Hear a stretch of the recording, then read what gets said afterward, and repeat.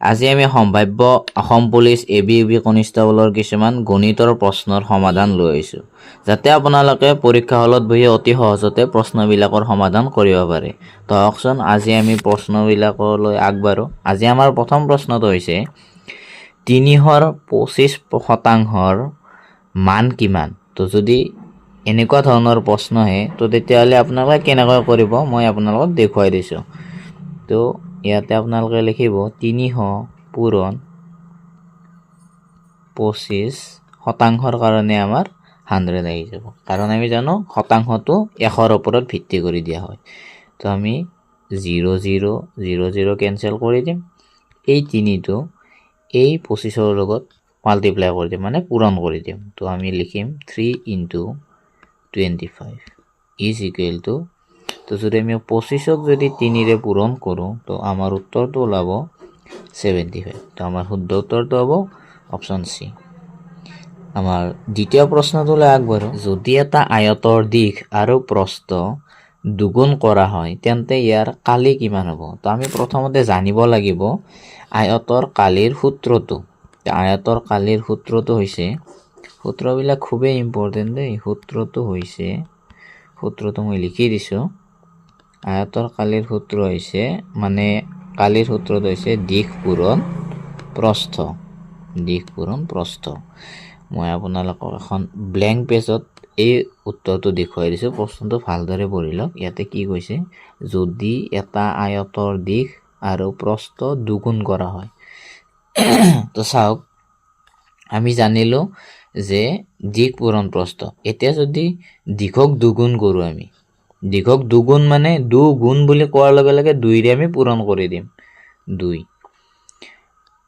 পূৰণ দিশ কৰিলোঁ, দিশটো দুগুণ হ'ল আমাৰ। আকৌ আমি কি কৰিম, প্ৰস্থটো দুগুণ কৰিম। যদি আমি প্ৰস্থটো দুগুণ কৰোঁ আমি কি লিখিম, 2 পূৰণ প্ৰস্থ। ঠিক আছে। যদি দিশটো আমি দুগুণ কৰোঁ, প্ৰস্থটো দুগুণ কৰোঁ, তেতিয়াহ'লে আমাক কি সুধিছে চাওকচোন, ইয়াৰ কালিটো কিমান হ'ব। আমাৰ যদি কালিটো আমি নিৰ্ণয় কৰিব লাগে তো তেতিয়াহ'লে আমি কি কৰিম, তো আমি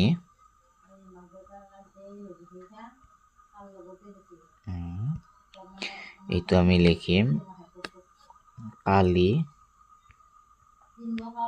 কালি সমান দুগুণ কৰিলোঁ নহয়, তো দুগুণ কৰিলে আমি 2 পূৰণ দিশ পূৰণ 2 পূৰণ প্ৰস্থ। 2 পূৰণ প্ৰস্থ তো কিমান হ'ল, 2 পূৰণ 2 4, 4 পূৰণ দিশ পূৰণ প্ৰস্থ। তো এইটো আমি যে 4টো পালোঁ, তো আমাৰ শুদ্ধ উত্তৰটো হ'ব, যদি এটা আয়তৰ দিশ আৰু প্ৰস্থ দুগুণ কৰা হয় তেন্তে ইয়াৰ কালি কিমান হ'ব, 4 গুণ হ'ব। আমি নেক্সট প্ৰশ্নলৈ আগবাঢ়িছোঁ। আমাৰ নেক্সট প্ৰশ্ন আছে, এটা বৃত্তৰ ব্যাসাৰ্ধ 7 চেণ্টিমিটাৰ হ'লে ইয়াৰ পৰিধি কিমান হ'ব? পৰিধি মানে পৰিসীমা। তো আমাক সুধিছে এটা বৃত্ত যদি ব্যাসাৰ্ধ 7 চেণ্টিমিটাৰ হয় ইয়াৰ পৰিধি কিমান হ'ব? পৰিধিৰ সূত্ৰটো আমি জানিব লাগিব। পৰিধিৰ সূত্ৰটো হৈছে, এইটো মই চি বুলি দিলোঁ, মানে চাৰ্কমফাৰেন্সটো। ইয়াতে চাৰ্কমফাৰেন্স আছে, মই চি বুলি দিলোঁ। চি ইকুৱেলটো আমি লিখিব পাৰোঁ 2 পাই r ইজ ইকুৱেল টু 2 × পাইৰ মানটো হৈছে, আমি যদি ভগ্নাংশত লিখোঁ পাইৰ মান আমি লিখিম 22/7 পূৰণ r। ৰ ভেলু মানে ৰেডিয়াছ, r মানে ৰেডিয়াছ, মানে এইটো ব্যাসাৰ্ধ। এইটো হৈছে ব্যাসাৰ্ধ, এইটো ব্যাসাৰ্ধ।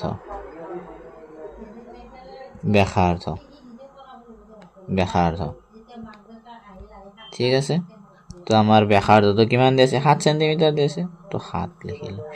এইটো 7 আমি কাটি দিলোঁ, 2 পূৰণ 22 কিমান হ'ল আমাৰ 44। এককটো চেণ্টিমিটাৰ আছে, তো চেণ্টিমিটাৰ। তো আমাৰ শুদ্ধ উত্তৰটো হ'ব অপশ্যন বি 44 চেণ্টিমিটাৰ। নেক্সট প্ৰশ্নটো চাওকচোন। নেক্সট প্ৰশ্নটো দিয়া আছে 1 ডজন কলমৰ দাম 60 টকা বুলি কৈছে। তো আমি এতিয়া জানিব লাগিব 1 ডজনত কিমানটা কলম থাকে মানে কলম বুলি নহয় আৰু 1 ডজন বুলি যদি কয় 1 ডজন মানে হৈছে 12 যদি 1 ডজন কলমৰ দাম 60 টকা হয় তো আমাক কৈছে 12টাৰ দাম কিমান কৈছে 60 টকা আমাক সুধিছে কিমান 3টাৰ দাম সুধিছে 12টাৰ দাম যদি 60 টকা হয় এটাৰ দাম কিমান হ'ব তো আমি নিশ্চয় এই 12টোৰে এই 60টো হৰণ কৰি দিম তো 60 ডিভাইডেড বাই 12 তো এইটো আমাৰ পূৰণৰ ভাগবিলাক আপোনালোকে মনত ৰাখিব দেই পূৰণৰ ভাগবিলাক খুবেই ইম্পৰ্টেণ্ট তেওঁ যদি আমি পূৰণ নেউতাখন যদি ভালদৰে জানো 1ৰ পৰা 20লৈকে তো আমাৰ গণিতৰ সমাধানবিলাক কৰাত আমাৰ সুবিধা হ'ব তো 12ৰে যদি আমি 60 হৰণ কৰোঁ আমি পাওঁ ভাগফল 5 পাওঁ তো 12 পূৰণ 5 60 হয় তো এটা কলমৰ দাম 5 টকা হ'ল তো আমি এতিয়া জানিম এটা কলমৰ দাম যদি 5 টকা হয় 3টা কলমৰ দাম কিমান হ'ব 3 পূৰণ 5 নিশ্চয় 3 পূৰণ 5 কিমান হ'ল আমাৰ 15 তো আমাৰ শুদ্ধ উত্তৰ হ'ব অপশ্যন সি 15 টকা নেক্সট প্ৰশ্নটো চাওক প্ৰশ্নবিলাক আপোনালোকে মই আপোনালোকক বাৰে বাৰে এইটো কথাই কৈছোঁ যে আপোনালোকে যেতিয়াই পৰীক্ষা হলত বহিব বা আপোনালোকে নিজেই প্ৰেক্টিছ কৰিব বা আপুনি কিবা কিতাপ এখন চাব বা আপুনি যিকোনো ইউটিউব চেনেলৰ পৰা ভিডিঅ' চাই আপুনি যদি গণিত নিজে কৰিব চেষ্টা কৰে তেতিয়া আপোনাৰ প্ৰথম কামটো হ'ব প্ৰশ্নটো ভালদৰে পঢ়া তো চাওকচোন কি কৈছে প্ৰশ্নটোত কৈছে 5জন মানুহে 5টা কাম 5 দিনত কৰে তো এইটো মেন বুলি কৈছোঁ ডব্লিউতে ৱৰ্ক মানে কাম ডি মানে ডে মানে 5 দিন 5জন মানুহে 5টা কাম 5 দিনত কৰে একজন মানুহে এটা কাম কিমান দিনত কৰিব এইটোতো একেবাৰে চিম্পুল আৰু একজন যদি মানুহ থাকে এটা যদি কাম কৰিবলগীয়া হয় কেইদিন লাগিব নিশ্চয় এদিনে লাগিব কাৰণ যদি 5জন মানুহে 5টা কাম 5 দিনত কৰে এজন মানুহে এটা কাম এদিনত কৰিব নেক্সট প্ৰশ্নলৈ আগবাঢ়িছোঁ নেক্সট প্ৰশ্নটো চাওক এইটো ইয়াতে মানে মই প্ৰশ্নটো যেতিয়া ইয়াতে তুলি দিছিলোঁ তেতিয়া মানে এইটো পাৱাৰটো এনেকুৱা হৈ গ'ল তো এইটো সাধাৰণতে কেলকুলেটৰত থাকে এইটো পাৱাৰ বুলি লিখে মানে এইটো একচুৱেলি এনেকুৱা আছিল 2 কিউব ইনটু 3 স্কুৱেৰ তো সুধিছে 2 কিউব ইনটু 3 স্কুৱেৰৰ মান কিমান তো আমি এইবিলাক জানিব লাগিব কিউব বা স্কুৱেৰ কি হয় ভ্যালুবিলাক আমি জানিব লাগিব তেতিয়া মানে সহজতে আমি কৰিব পাৰিম তো এই 2 কিউব মানে আপোনালোকক যদি আমি সহজভাৱে বুজাই দিওঁ 2 সংখ্যাটো 3বাৰ পূৰণ কৰিছে মানে এইটো লিখিছে 2 পূৰণ 2 পূৰণ 2 তো 2 পূৰণ 2 পূৰণ 2 কিমান হ'ব 2 দুগুণ 4 4 দুগুণ 8 আকৌ এইটো যেটো আপোনালোকে 3 স্কয়াৰ দেখিছে মানে 3টো দুবাৰ পূৰণ হৈ আছে মানে ওপৰত যেটো সংখ্যা থাকে সিমান বাৰ মানে আমি তলৰ সংখ্যাটো পূৰণ কৰিম তো 3 পূৰণ 3 3 গুণ কিমান 9 তো 8 আৰু 9 যদি আমি পূৰণ কৰো তো মই আকৌ এবাৰ কৈছো আপোনালোকে পূৰণৰ ভাগবিলাক ভালদৰে পঢ়িব তো পূৰণৰ নিউতা যদি আপোনালোকৰ মনত থাকে তো প্ৰশ্নবিলাক অতি সহজতে আপোনালোকে সমাধান কৰিব পাৰিব তো 8 আৰু 9 যদি আমি পূৰণ কৰো 8 9 গুণ আমাৰ 72 হয় তো অপচন সি টো কাৰেক্ট হৈ যাব আমি নেক্সট প্ৰশ্নলৈ আগবাঢ়িছো নেক্সট প্ৰশ্নটো চাওক 500 টকাৰ 12% লোকসান হলে লোকসানৰ পৰিমাণ কিমান আমি লোকসান বুলি নকয় এইটো আমি ডিসকাউন্ট বুলি ক'ব পাৰো যে 500 টকাৰ বস্তু এটা আছিল আপুনি 12% আপোনাক ডিসকাউন্ট দিলে তো যদি 12% ডিসকাউন্ট দিয়ে তো বস্তুৰ দাম কিমান হ'ব তো এইটো আমি উলাবলৈ হলে একো নাই 500 পূৰণ 12% 500 টকাৰ বুলি কৈছে নহয় 500 টকাৰ 12% তো 12 ডিভাইডেড বাই 100 0 0 0 0 কাটি দিলো কিমান হ'ব 5 পূৰণ 12 5 গুণ 60 টকা তো আমাৰ শুদ্ধ উত্তৰটো হ'ব 60 টকা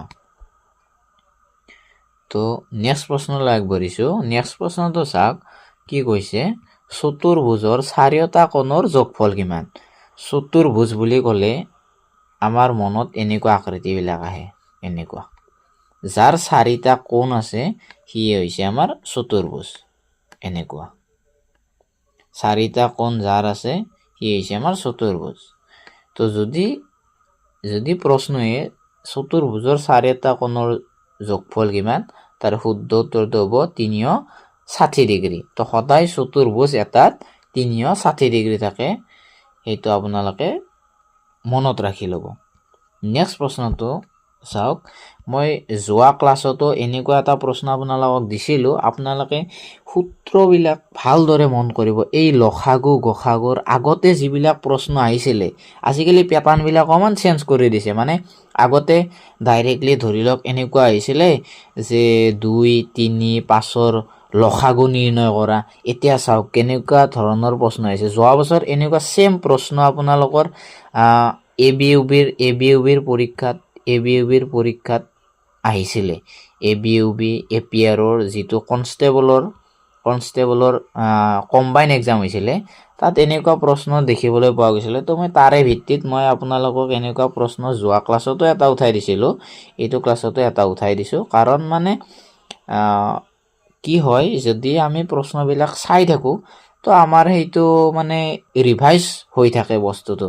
তো সেইকাৰণে এতিয়া চাওক প্ৰশ্নটো কি কৈছে, দুটা সংখ্যাৰ অনুপাত দিয়া আছে। তো দুটা সংখ্যা মই এক্স আৰু ৱাই বুলি কৈছোঁ, এইটো আমাৰ অনুপাত, এক্স আৰু ৱাই বুলি ক'লোঁ সংখ্যা দুটা।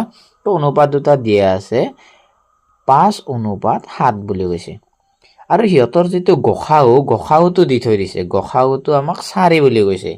যদি আমাৰ সংখ্যা দুটাৰ অনুপাত দিয়া থাকে, গসাউ দিয়া থাকে, গসাগু বুলি কৈছে, এইটো গসাগু নহয়, গসাউ হয়, গৰিষ্ঠ সাধাৰণ উৎপাদক।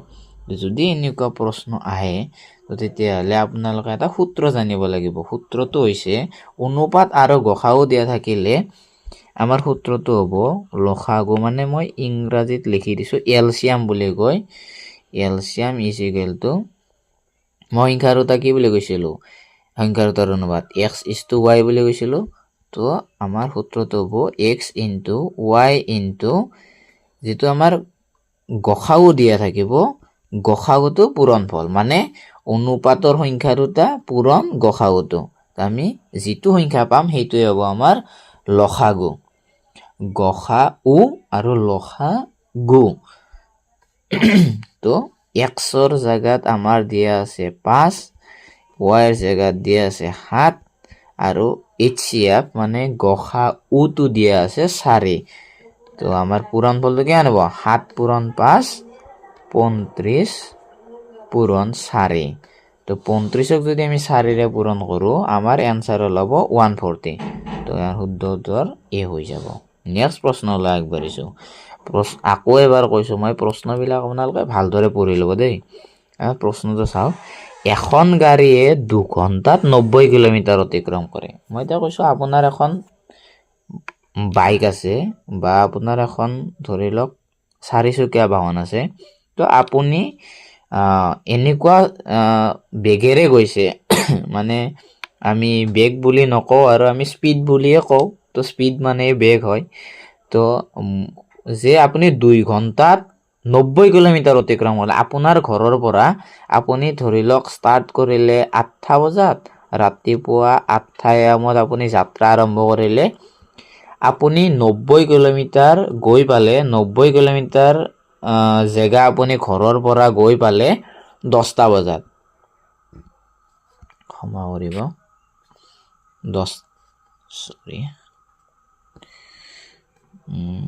10টা বজাত গৈ পালে আপুনি, 10টা বজাত গৈ পালে।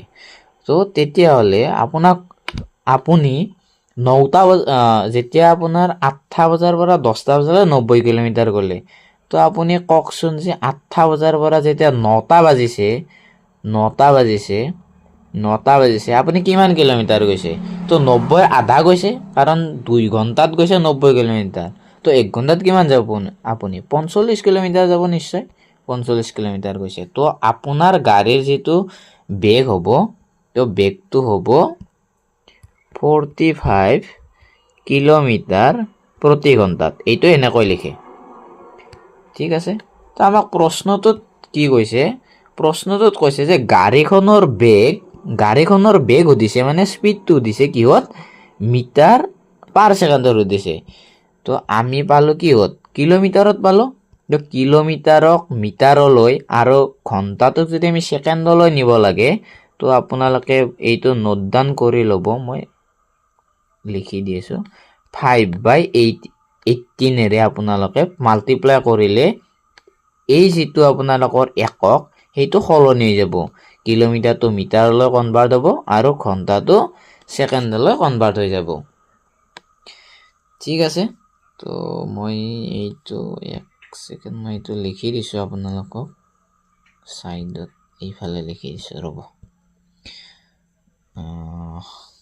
এইটো যদি আপোনালোকে কিলোমিটাৰ প্ৰতি ঘণ্টা মিটাৰ পাৰ সেকেন্ডলৈ যদি নিয়ে তো আপোনালোকে যেটো সংখ্যা দিয়া থাকে সেইটোক আপোনালোকে 5/18 পূৰণ কৰিব লাগিব আকৌ যদি মিটাৰ পাৰ সেকেন্ডক আপোনালোকে কিলোমিটাৰ প্ৰতি ঘণ্টালৈ নিয়ে তো তেতিয়ালে ইয়াৰে উল্টাটোৰে আপোনালোকে পূৰণ কৰিব লাগে মানে 18/5 পূৰণ কৰিলে মিটাৰ পাৰ সেকেন্ডক কিলোমিটাৰ প্ৰতি ঘণ্টালৈ যাব আৰু কিলোমিটাৰ প্ৰতি ঘণ্টাটোক 5/18 পূৰণ কৰিলে মিটাৰ পাৰ সেকেন্ড হৈ যাব এইটো আপোনালোকে মনত ৰাখিব ঠিক আছে তো এইটো মই এইটো সমাধানটো কৰি দিছো তো এইটো যদি আমি কেৰে হৰণ কৰিব পাৰিম 9 তো 9 যদি 18ক ডিভাইড কৰি কিবা যাব 9 * 2 18 দুবাৰ 40 এবক যাব 9 * 5 9 * 5 তো এইটো আমাৰ হল 5 তো ওপৰত থাকিল 5 পূৰণ 5 ডিভাইডেড বাই 2 মিটাৰ পাৰ সেকেন্ড তো 5 পূৰণ 5 মিটাৰ পাৰ সেকেন্ড 5 5 গুণ কিমান হয় 25 ডিভাইডেড বাই 2 মিটাৰ পাৰ সেকেন্ড তো 25 ডিভাইডেড বাই 2 মানে কিমান এইটো আমাৰ হ'ব 12.5 মিটাৰ পাৰ সেকেন্ড তো আমাৰ শুদ্ধ উত্তৰটো হৈ যাব কিমান আমাৰ শুদ্ধ উত্তৰটো হৈ যাব 12.5 মিটাৰ পাৰ সেকেন্ড নেক্সট প্ৰশ্নটো চাওকচোন তো নেক্সট প্ৰশ্নটো আছে কোনটো সংখ্যা 4ৰে বিভাজ্য যদি 4ৰে বিভাজ্য সংখ্যা আপোনালোকক উলিয়াব দিয়ে তো তেতিয়াহলে আপোনালোকে ইমান ডাঙৰ সংখ্যা আছে সময় কম কেনেকৈ কৰিব তো আপোনালোকে সদায় লাষ্টৰ দুটা সংখ্যা চাব লাষ্টৰ সংখ্যা দুটা চাব যদি 4ৰে বিভাজ্য থাকে লাষ্টৰ সংখ্যা দুটা চাব তো যদি আমি লাষ্টৰ সংখ্যা দুটা চাও মানে লাষ্টৰ সংখ্যা দুটা চাব মানে লাষ্টৰ যি দুটা সংখ্যা থাকব শেষৰ ফালে সেই শেষৰ সংখ্যা দুটাক 4ৰে সম্পূৰ্ণৰূপে হৰণ যায় নে নাযায় সেইটো চাই ল'ব তো যদি আমি 4ৰে এইটো 42 দিয়া আছে হৰণ যাব নেকি এইটো কমপ্লিটলি মানে আমাৰ ভাগশেষ 0 পাব লাগিব মানে 4ৰে হৰণ কৰিম আৰু ভাগশেষ 0 হ'ব লাগিব তো এইটো এটা দিয়া আছে আমাৰ কিমান দিয়া আছে 66 দিয়া আছে 4ৰে আমি 0 পাব লাগিব এইটো আপোনালোকে চাই ল'ব কোনটো 0 পায় নে নাপায় যদি 0 পায় সেইটো হ'ব আমাৰ 4ৰে বিভাজ্য যদি নাপায় সেইটো আমাৰ 4ৰে বিভাজ্য নহয় তো যদি আমি চাও 42টোক 4ৰে যদি আমি হৰণ কৰো হৰণ কৰিলে আমি এইটো হ'ব 4 * 1 * 4 এবাৰ যাব আৰু এইটো 2 এইটো 10 আহিব দশমিকত এইটো নাযাব যদি আমি 66টোক চাও 4ৰে হৰণ কৰিব তো কমপ্লিটলি হৰণ নাযাব কিয় নাযাব কৈছো মই কাৰণ আপোনালোক পুৰণৰ নেউতাবিলাক মনত ৰাখি থব দেই তো এইটো হ'ব আমাৰ 15 4 * 60 হয় 15 বাৰ যদি আমি যদি দি দিও 15 এইটো হ'ব 15 4 * 60 হ'ব 6 বাকি ৰৈ যাব তো আমাৰ দশমিকত আহি যাব আৰু এইটো 6 আৰু 60 15 দশমিক এনেকৈ মানে আহি থাকিব দশমিকত ওলাই থাকিব তো যদি আমি যদি মন কৰো ভালদৰে যেটো সি অপশনটো দিয়া আছে ইয়াত দিয়া আছে 5124 এই যেটো 24 সংখ্যা এই 24 সংখ্যাটো 4ৰে সম্পূৰ্ণৰূপে হৰণ যায় কেনেকৈ 24 এটো 4 6 বাৰ 4 পূৰণ 6 24 ইয়াতে আমাৰ 0 পাই যাও তো সেই কাৰণে আমাৰ শুদ্ধ উত্তৰ হ'ব কোনটো অপশন সি টো আমাৰ নেক্সট প্ৰশ্ন আৰু আজিৰ ভিডিওটোৰ শেষৰটি প্ৰশ্নলৈ আহিছো তো শেষৰটি প্ৰশ্নটো দিয়া আছে আটাইতকৈ সৰু পূৰ্ণবৰ্গ সংখ্যাটো কি তো এই প্ৰশ্নটোৰ উত্তৰ আপোনালোকৰ পৰা মই বিচাৰিছোঁ কমেণ্ট বক্সত আপোনালোকে অনুগ্ৰহ কৰি উত্তৰটো জনাব বুলি মোৰ আশা থাকিলে। আৰু আপোনালোকে ক'ৰ পৰা ভিডিঅ'টো চাই আছে কমেণ্টত একেলগে আপোনালোকে জনাব বুলি মোৰ আশা আছে, যে আপোনালোক নিয়মিতভাৱে আমাৰ ভিডিঅ'বিলাক চাই থাকে। আমাৰ খুবেই ভাল লাগে এনেকুৱা আপোনালোকে ছাপোৰ্ট কৰি যাব। আৰু আপোনালোকৰ সুবিধাৰ্থে ইনফৰ্মেটিভ ভিডিঅ'বিলাক আমি লৈ আহি থাকিম। গণিতৰ আমি ডেইলি ক্লাছ আনিবলৈ চেষ্টা কৰি থাকিম। কিছুমান সমস্যাৰ কাৰণে আমি ডেইলি গণিতৰ ভিডিঅ' দিব পৰা নাই, তো সেইটো আপোনালোকে বেয়া নাপাব।